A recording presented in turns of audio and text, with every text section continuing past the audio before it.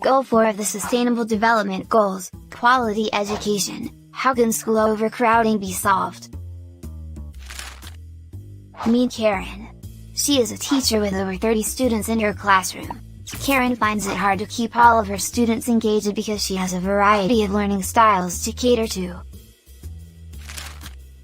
The students have problems learning because they don't get a lot of hands-on time with Karen and have a hard time keeping up with the weekly lessons.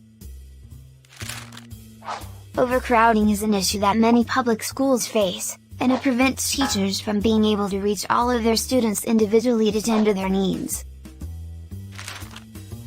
Budget cuts and population increase are two of the biggest contributors to overcrowding. Even though overcrowding is a major concern, there are ways to overcome this issue. The district can lobby for more funding and invite officials to the school, so they can see the damage being done firsthand. Soliciting local donations and doing fundraisers are other options to ensure that teachers have all the tools needed to do their jobs during overcrowded times. Applying for grants will also help with the financial issues tied to overcrowding.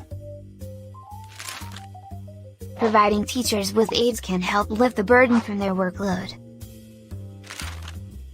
If teachers plan exceptionally well for overcrowding, taking into consideration the supplies needed, managing students, providing structure as to not lose control of the classroom, the overcrowding issue can be minimized. Being available before school or after school can also help with students who are struggling to keep up. The learning experience should be fun and rewarding for students and teachers. Ending overcrowding will help nourish the next generation of leaders.